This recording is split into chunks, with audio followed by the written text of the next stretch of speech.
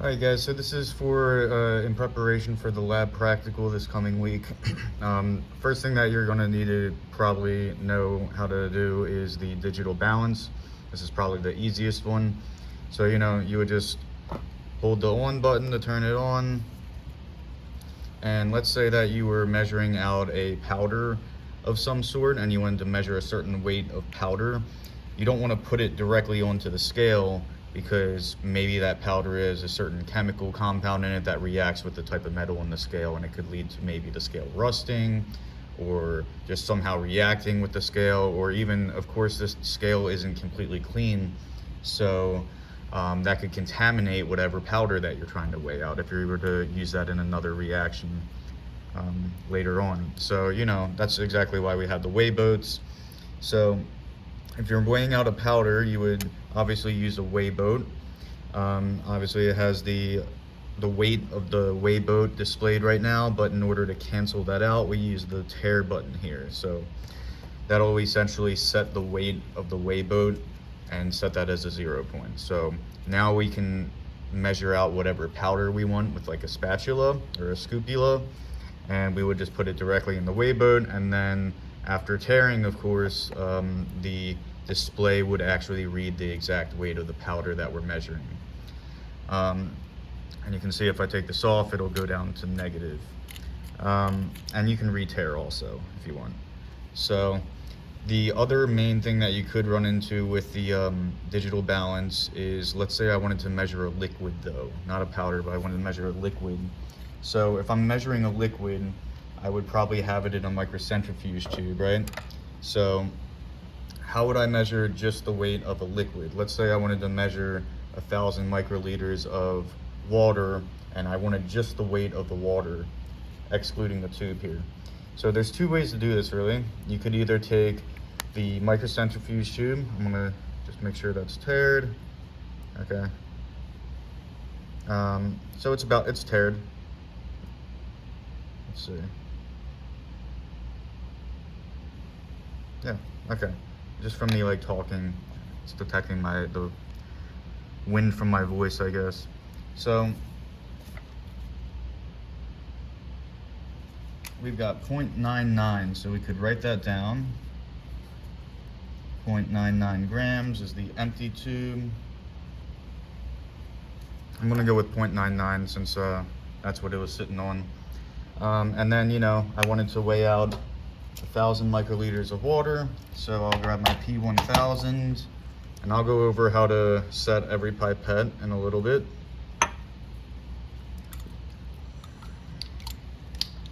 So I'm just getting my 1,000 microliters of water.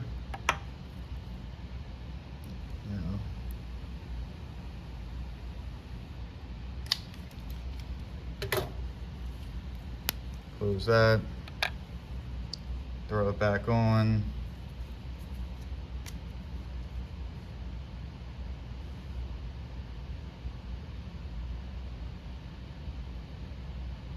The reason why it's changing is because the AC system, I think it's picking up just minor changes from the air, but I'm gonna go with 1.99 since it's sitting there for a while. So, 1.99, write that down. And then obviously you could just subtract that. 1.99 minus 0.99 equals 1. So the weight of 1,000 microliters of water equals about 1 gram.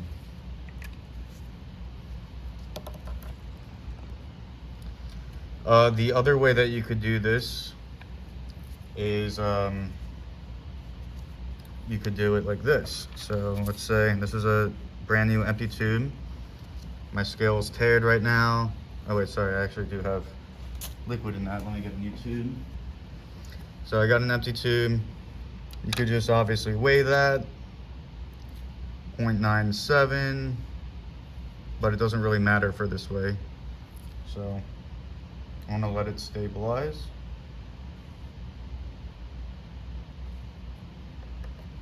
And you hit the tare button. So it's treating that as 0. So now obviously you could do the same thing. Take your 1,000 microliters of water.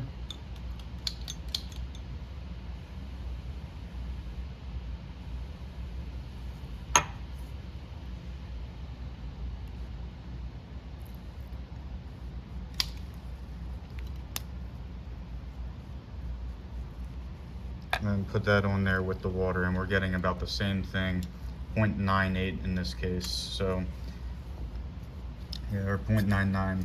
So we would write that down. That would be the weight of 1 microliter of 1,000 microliters of water.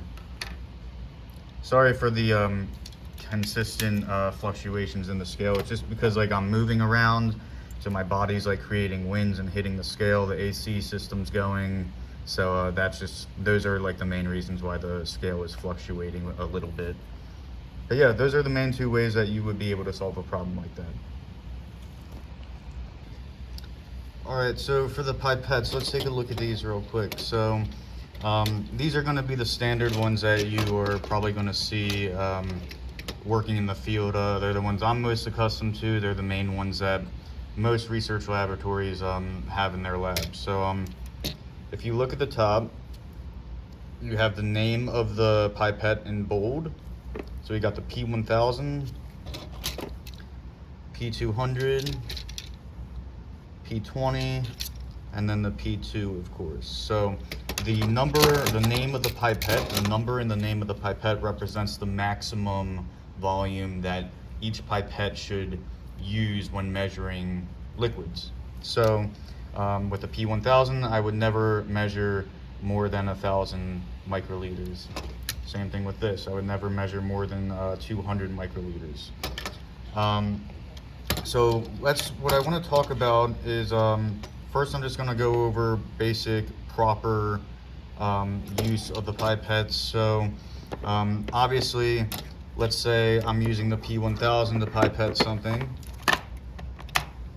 You get your tip, and you want to close the tip, close the box right whenever you don't need it. So you know that you go down to the first stop when pipetting. There's 2 stops. So I'm at the first stop here, and then that's when you would actually, stick the tip in, and you would slowly, so notice how I'm slowly releasing it, and then you have your volume in there. So so always and only go down to the first stop when you're taking up liquid. When you're dispensing liquid, that's what the second stop is for. So if I'm dispensing, I'll go down, I hope you can see this. I'll go down to the first and second stop. So the second stop kind of has like a little reserved amount of air in the pipette to help make sure that all of the liquid, absolutely every bit of the liquid, is expelled from the pipette tip. So that's what that little second stop is for. If you were to go down to the second stop when taking up liquid, you would be actually pipetting significantly more than what the pipette reads on the display. So always when, taking up liquid, you only go to the first stop. Whenever dispensing liquid, you always go down to the second stop. All right. And then, we've got the little eject buttons here. So I'm just gonna push that, get that off of there. Now, the other main things is when you have, if I had liquid in here, you want to keep the pipette upright. You don't want to tilt it significantly, or you don't want to put it down with a tip on it. First of all, the tip could get contaminated, which then if you put it into another sample, it could contaminate that sample. But second of all, with a liquid in the tip, when you rock it back and forth like that, the liquid could go up into the pipette and completely damage the internal components of the pipette. So these are, I think a set of these 4 pipettes is like at least $1,000. So it's really important that you practice proper procedure when using them. Don't like wave it around, just really focus on what you have to do. And just don't be careless, don't tilt it, because that can damage it. Don't set it down with a tip on it. That's no good. Contamination. Just take the sample, uptake the sample, and then dispense the sample where you need to, and be done with it. Make sure to close the box. All right, so let's talk about the which ones to use and when. So first of all, the general rules is we have the ranges of volumes on the tips, on the tops. So this one can pipette between 2 and 20 microliters. This one can pipette between 0.2 and 2. We have between 20 and 200, and then between 100 and 1,000 microliters. So first of all, you never set a pipette past its maximum or below its minimum. That can completely damage the mechanisms inside the pipette and throw off the calibration completely. So you always need to have it set somewhere between the range that's on the top of the pipette. So let's go over how each display is read on the pipette. So I think the easiest way to do this is we're gonna focus on these two first, all right? Just these two. So whenever, just on these two pipettes, whenever you see a red number, it represents a decimal. So this is actually reading 0.90 microliters. This is reading 5.2 microliters. Okay, remember this can go an extra decimal because this is the smallest pipette. So this can go between 0.2 and 2. So if I wanted to go all the way down to 0.2, obviously I would bring it to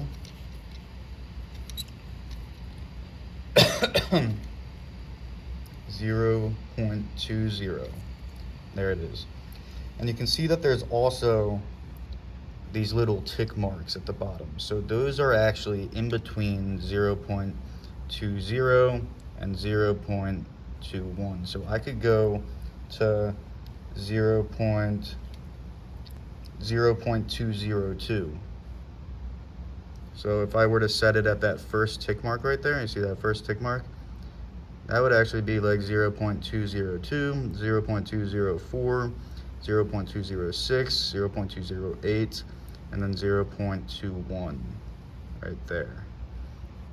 So keep in mind, I'm not sure if you'll have to use the tick marks, but I feel like if you can understand all the tick marks on all of these, then you'll have no problem with what's on the lab practical.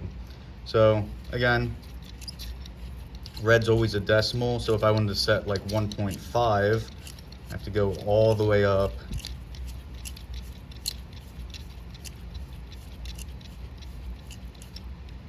So 1.50 right there.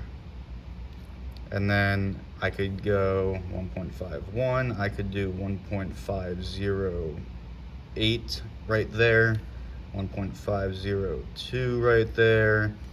You can do anything you want really. You can do 1.56 right there, sorry. Yeah, I think that does it for this one. With this one, it's the same similar thing, except this is obviously different increments. So this is from 2 to 20 microliters. So I can set, I have 5.2 set right now. I could go further into the tick marks if I wanted. 5.34 about right there, 5.36, 5.38, 5.4. Or let's say I mean, if I wanted to measure the minimum and measure 2, it would be 0 to 0. So remember, the red numbers are always a decimal point, okay? And if I wanted to go all the way up to 20,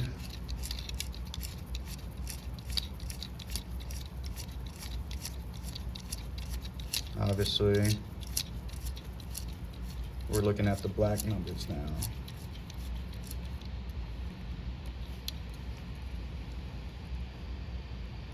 So there it is, 20.0.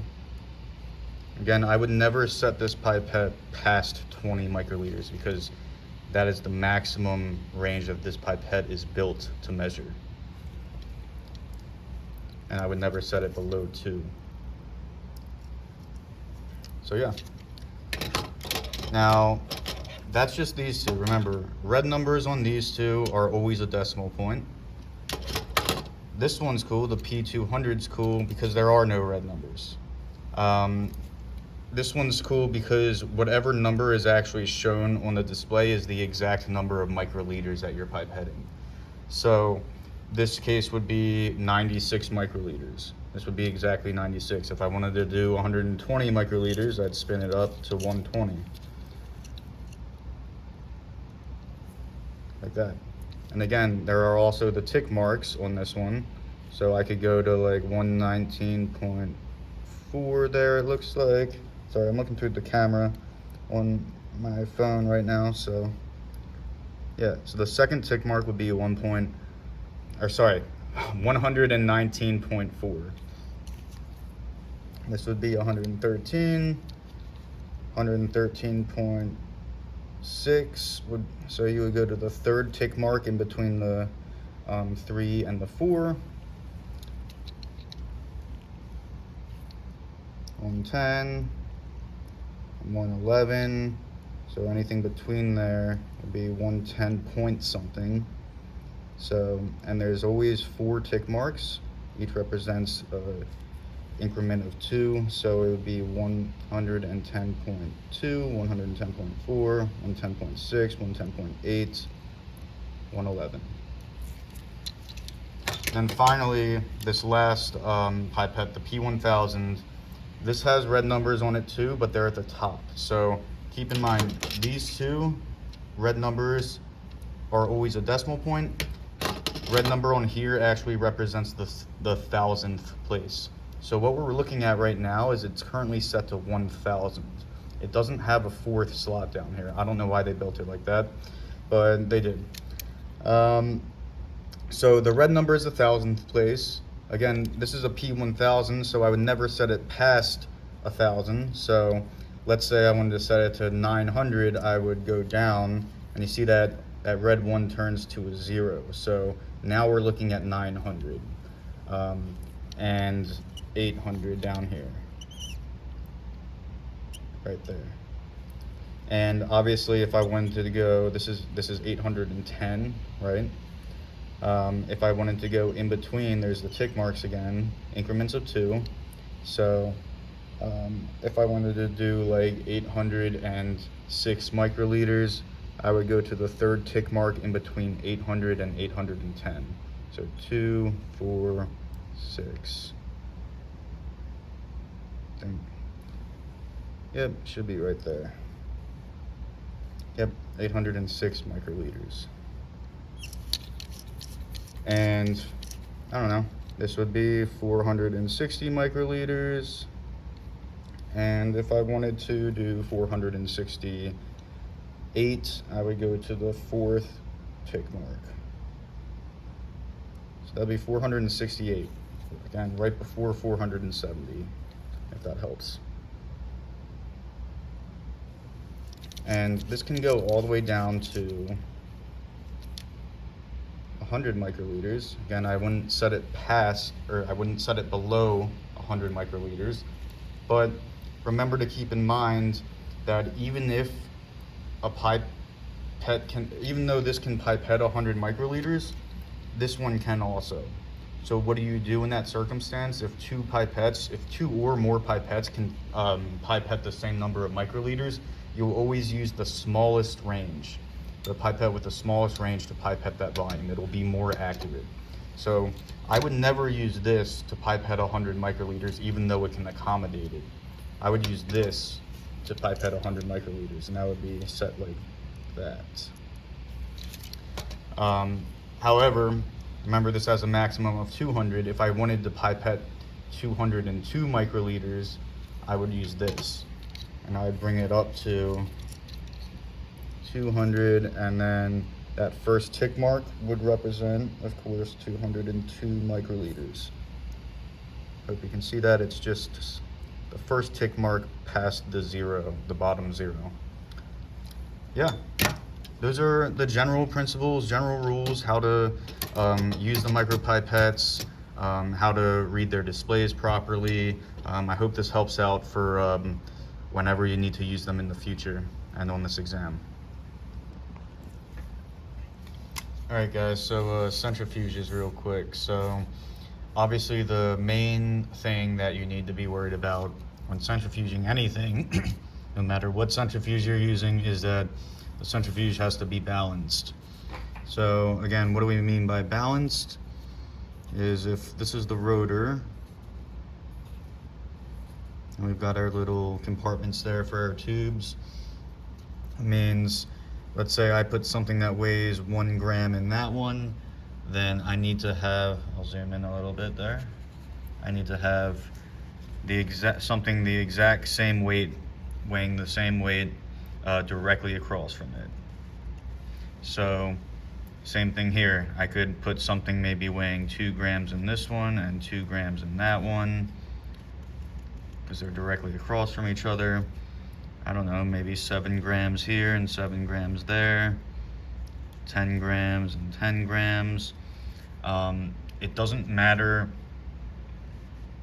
Like I could load a centrifuge exactly like this with different tubes weighing different masses, as long as it's a net weight of 0 directly across from each other. If it's a net weight of 0 going directly across, I can really load it in any fashion that I want. Yeah, so that's just the main thing that needs to be done with centrifuges. If you don't balance, you could very well break the centrifuge, because there's going to be excess weight lopsided on one part of it. As it spins and spins, that force, that centrifugal force just keeps getting higher and higher, and if it's lopsided, it's going to keep bending and bending as it's going faster and faster, and something's going to snap, and that centrifuge is going to break. So 100% you need to balance your centrifuges no matter what. If you are asked to only centrifuge one tube, that means you have to make a balance for it. So you would have to get another tube and add the same volume of maybe water or whatever that you're pipetting, so that both tubes weigh the same, and that when you load them, then you can go ahead and centrifuge it, you know? Yeah, so that's really all what you need to know about centrifuges. Again, you might just be told to use the time and the speed arrows to just set a certain time and set a certain speed. You would obviously, you know, always put on the cap. It's definitely important. And then, you know, you'll close it and hit start. I'll try to show you. Sorry, 1 second. I'm taking off the lid.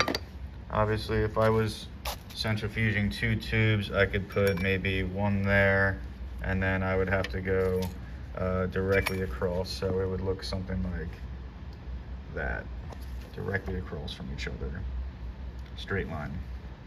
Yeah.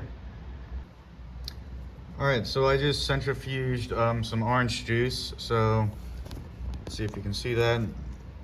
I just chose like a high speed, like 14,000 RPM, and I just did it for a little while. And you can see a distinct pellet at the bottom now. So we got all that pulp and all the solids isolated from the rest of the mixture at the bottom as a pellet. So then, of course, you could then maybe take your P1000 and, you know, if you were tested on something to like transferring the supernatant, remember we call the liquid at the top everything except the pellet, that's the supernatant. So then you might be tested on something like transfer the supernatant to a new tube. So then you would take this and you would take as much of the supernatant as possible, again without disturbing the pellet. So you want to keep that pellet isolated. There we go.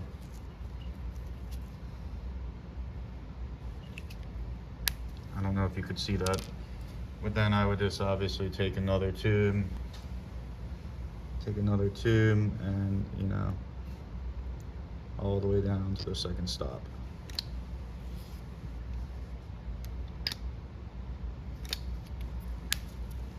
There it is. All right, getting into spectrophotometers. So, first, before we start with spectrophotometers, I just want to make sure everyone knows the difference between a solvent and a solute.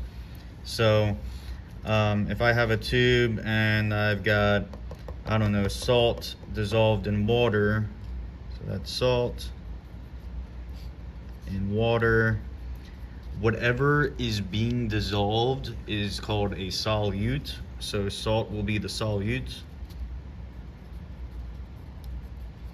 and whatever does the dissolving is always called the solvent. So in our case here, water will then be the solvent. And just to keep in mind, remember the first thing that we have to do when we use a spectrophotometer is we have to blank it. So what does blanking do? Blanking basically sets it as a 0 point. So it's kind of like tearing the scale. Like when we teared the digital balance before, it kind of like cancels out whatever you're measuring and it'll take that as like a 0 point. So the main thing about blanking is that you always have to blank in 100% solvent only. So remember, so we have salt and water here, so we would blank, we would prepare another tube and we would blank, we would scan that in the spectrophotometer, and that tube would have 100% water, just water. Because we want to know what the difference between the absorbance is. We want to know the difference between the absorbencies in the tube with this added salt compared to something without salt. So we would want to see how much a difference the salt makes in the absorbance.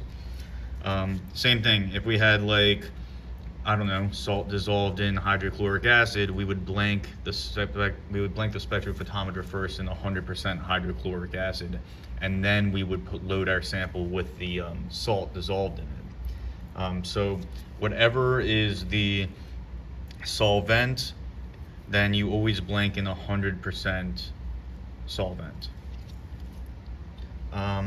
So this is the cuvette here. I'm sure you guys remember these cuvettes. Couple things about these. Again, you see I'm wearing gloves. I'm not handling it with bare hands. You don't want to touch all over the bottom part of the cuvette because that could lead to marks or fingerprints, especially if you don't have gloves. And that can really interfere with a proper reading. If there's smudges or dirt all over the bottom, then when the light shines through, that dirt or those smudges are going to absorb some of that light and throw off the reading. So you can see that there's this, I hope you can see it, there's like a little foggy region up top. I'm going to hold it like this. But yeah, there you go. So you can see the foggy region. In general, you need to fill up whatever you're measuring up to the bottom part of the foggy region. So like right there. And I don't know exactly how much it is. It's probably about 1 mil, but it could be more, it could be less. But number one rule is you have to fill it up to the bottom line. So that little bottom line right there. Also, you can see on one of the sides, there's this triangle right here. So not all sides have the triangle. Only one side has the triangle. That's important because when you're loading it, you need to make sure that that triangle lines up with this triangle on the spectrophotometer. So I would load it like this. And if that was my blank, then I would blank it. So let's look at the software a little bit real quick. All right, so in here, you can see on the spectrophotometer, the brand is called Vernier. So I'm just gonna go ahead and type in Vernier down here. And you can see it, we want spectral analysis. So there's a Vernier graphical and a Vernier spectral. We want the spectral analysis. And I might already have this set up for you. I'm not quite sure what I'm gonna do about it yet. But then we would always choose wavelength full spectrum right here. All right, so then when you first open the software and have the spectrophotometer hooked up. And there is like a general period of time where the spectrophotometers has to warm up. So I'm not going to skip it. I'm going to wait for it to warm up, and I'll just let that time go by real quick. All right, so that just finished warming up, and this is what happens right after it's done warming up. It says calibration, and please place a blank cuvette in the device. So that doesn't mean an empty cuvette. Again, we need to blank it now. So in our case, I would do 100% of the solvent. So it's asking you to blank it. And 100% water is our solvent, or sorry, is our blank in this case. So this is 100% water. Again, I'll line up the triangle to the triangle when I load it. And then I just hit finish calibration. Oh, not touchscreen, sorry. I'm just a touchscreen. And so what that did right there was it literally just blanked the spectrophotometer. So it has its 0 point, and now we can analyze our experimental samples, so the ones with salt in it. All right, so we just blanked it, and now I'm going to measure the absorbance of the experimental sample. So this one has sodium chloride or salt dissolved in the water.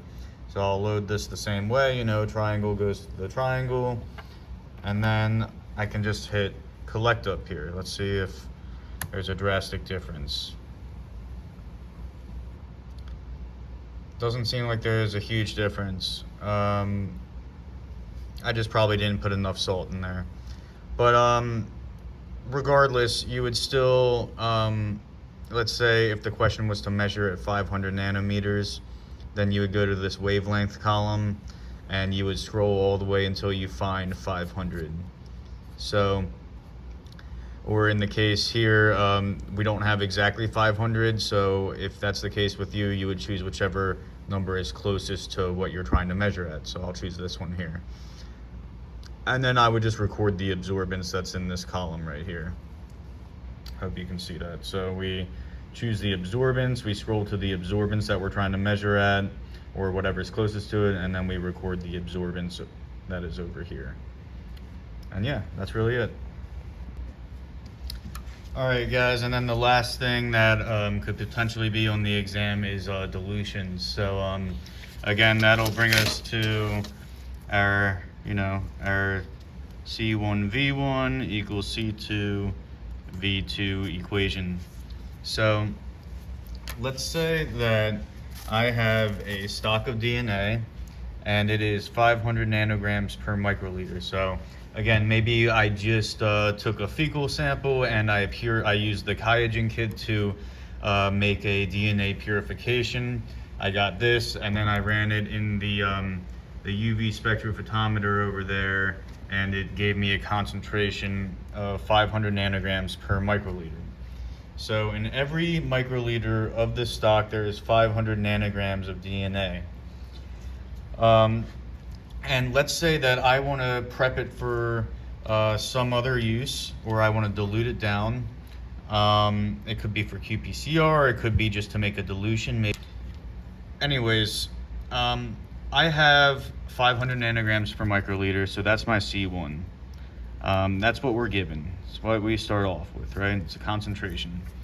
And let's say I want to know how much of this 500 nanogram per microliter stock I need to take out of this and put it in a new tube with an unknown amount of nuclease-free water to make a new concentration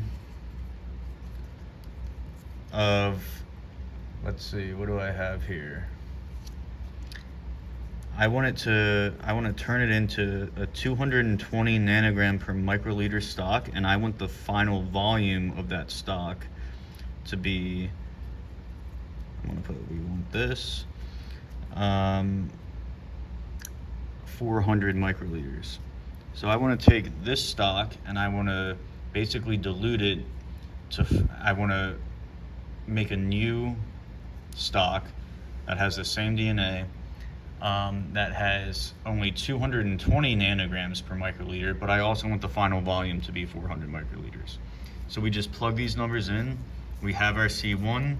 Our C1 is 500. That's what we're starting off with. And we want to know how much volume to take.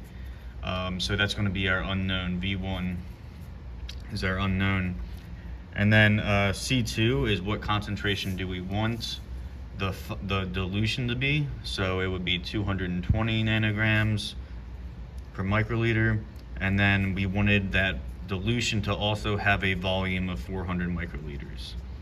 So that's the setup for this problem.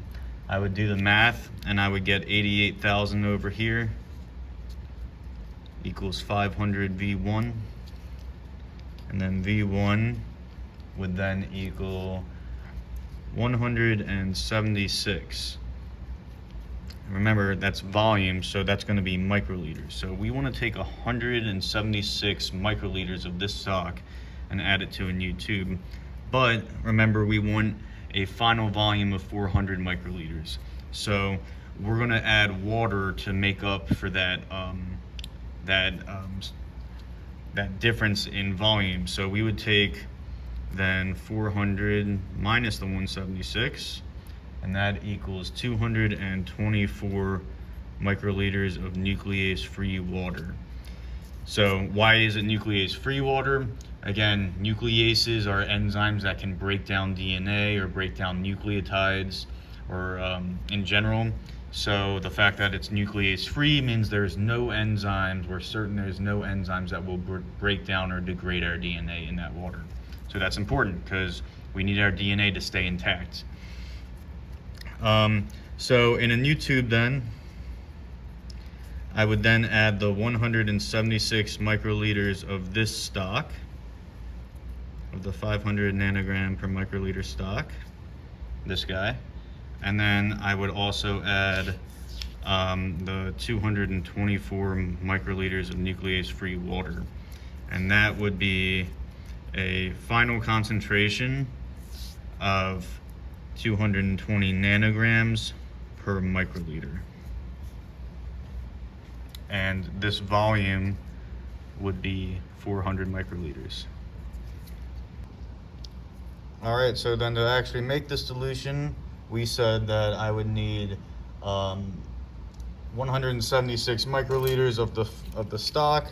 So I'll set this guy to 176.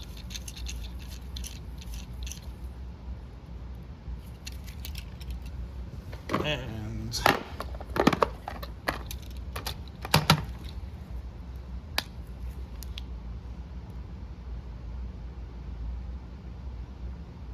I'm going to pipette up and down to mix, because just to make sure that the stock is completely homogeneous, just to make sure that it's mixed and that we have an even concentration. You could definitely also use a vortex. You should vortex. I don't know why the vortexes aren't here, but it looks like they were all moved out of the room right now. So just keep that in mind. You would want to pipette up and down, or you probably actually vortex. I vortex in the lab. So there's my 176 microliters of stock going into that tube.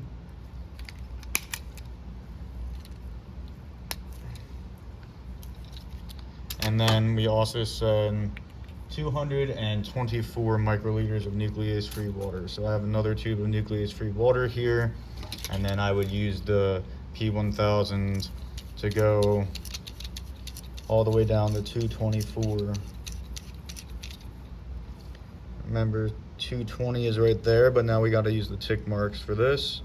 So I would go to the second tick mark is 2 and 4. And then get the right pipette tip. Always remember to close your boxes.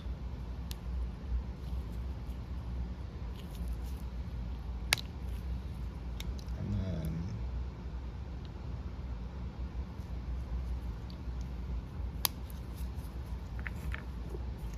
I would just add that. And you should pipette up and down, or vortex. Again, you should use the vortex, just I don't know why they're not here.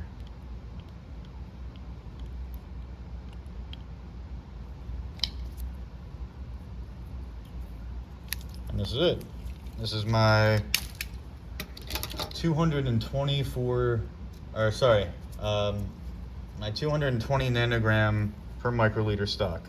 So then I would just label this 220 nanograms per microliter. And I could write like, I don't know, whatever DNA on the top. Yeah, that's it.